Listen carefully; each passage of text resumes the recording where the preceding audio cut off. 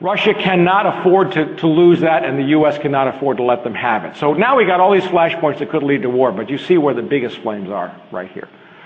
The crossed rifles indicate U.S. military deployment, roughly since 9/11. Again, I'm leaving out the Middle East, but if you look at the Middle East, of course, we already see what's happening there, and I've been predicting, actually it was about 2 years ago that I said that we were deliberately going to create a civil war in Iran so that we could balkanize it.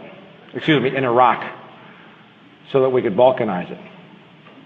And boy, it sure does look like that's going to happen. You know that only 4 provinces may not be able to vote in the election on January 30th. And those 4 provinces house 50% of the Iraqi population, and they're all Sunni. Yeah. Because we don't need to occupy the whole country, ladies and gentlemen. We only need to occupy the parts where the oil is. So if there's a civil war, we can let all those other useless areas. Why do we need to put troops there? Remember that map I showed you where all the oil was? It's just a little tiny sliver of the country. Part of it's controlled by the Kurds, part of it's by the Shias. Okay. This is more about the. That was kind of sexy. It just turned around. Okay. Ayatollah alarms Sunnis with pledge of security force purge, and this talks more about the setup for the civil war that's coming. Most of the aid for the Sunni rebels in Iraq is coming, of course, from Iran. That's no big secret. I have sources in Iran who have told me that. I've met them at international conferences, at oil conferences.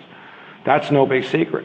But we clearly seem to be letting the Sunnis have their way, and that's because we clearly intend to start the civil war and balkanize the country. But now we come back. Let's look at some of the support stuff about Asia's great oil hunt before we go to Africa.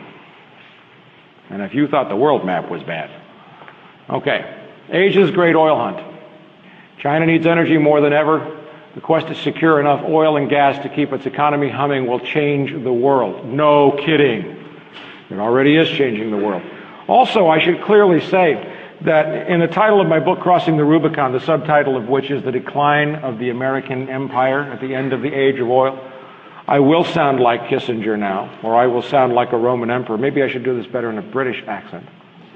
You know, if I were to say, an empire that is incapable of protecting its tributary and vassal states is a carcass ripe for the picking by hungry vultures.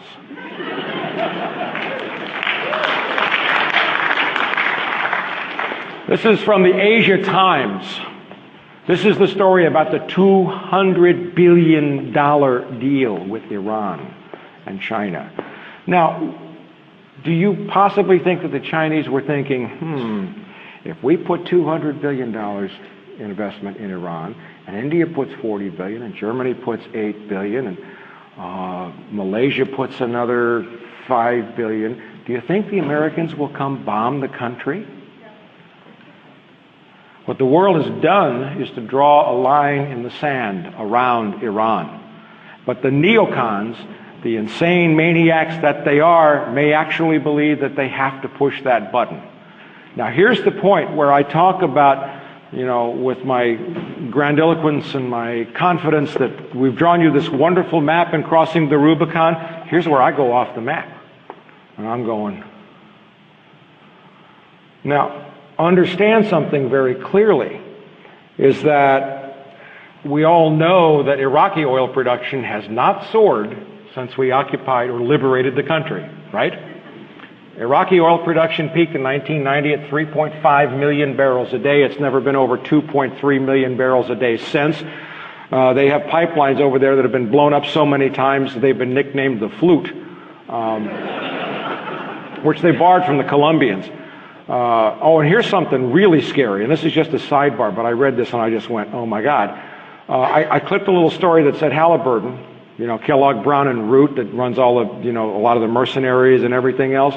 They've just hired a couple of hundred Colombian paramilitaries who've been fighting the FARC rebels to go over to Iraq.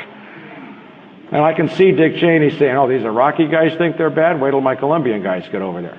I mean, you know, we just posted a story on the website from a British paper. I think it was the Guardian of the Telegraph, and I forget the author's name, but it is one of the most well-written and heartbreaking stories about the hell that Iraq has become. the absolute hell on earth, what we have done to that country.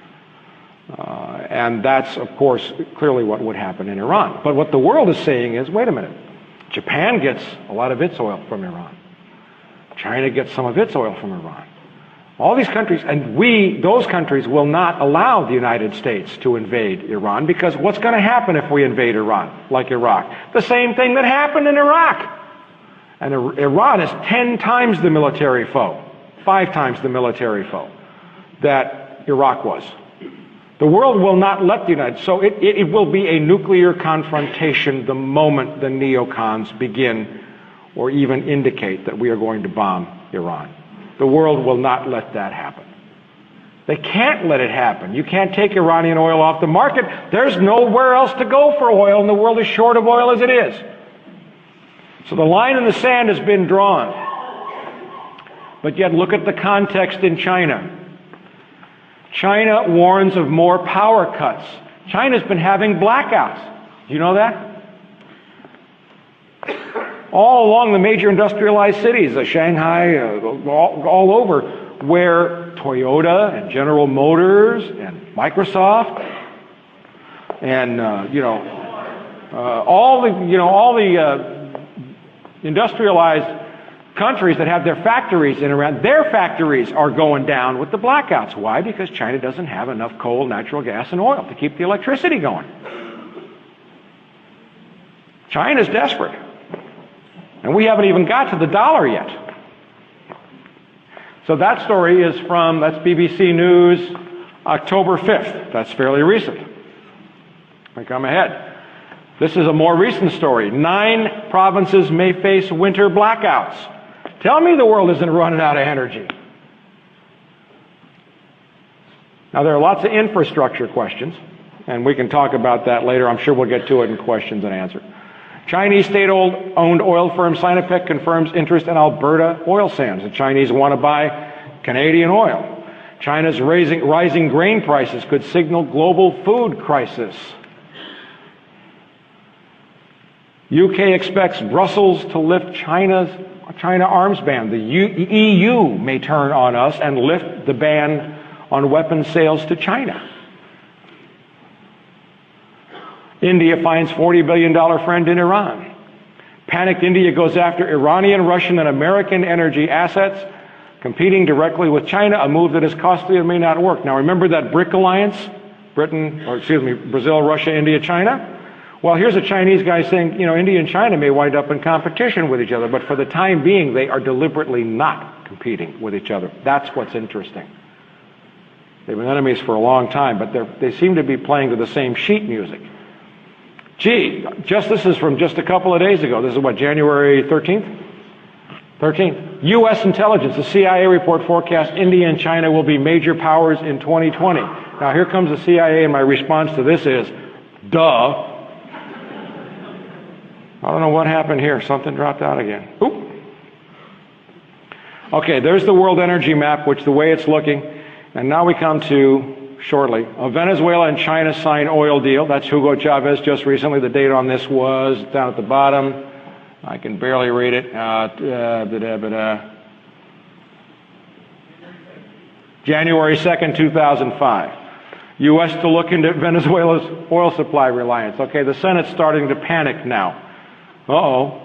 Here's the key. It takes 6 weeks to get a drop of oil from the Persian Gulf into your gas tank. It takes 2 weeks to get a drop of oil from Nigeria or Angola into your gas tank. It takes 4 days to get a drop of Venezuelan oil into your gas tank. If there is no elasticity in the world's supply, where do you want to have your hands on the oil first? Venezuela. Chinese national offshore oil company eyes $13 billion bid for rival. That's the story on Unocal. See, I back up everything I do. China expanding into U.S. oil sweet spot. That's another story on Unocal. U.S. struggles to encircle China. Sounds like China's successfully encircling us, don't you think? This is Africa.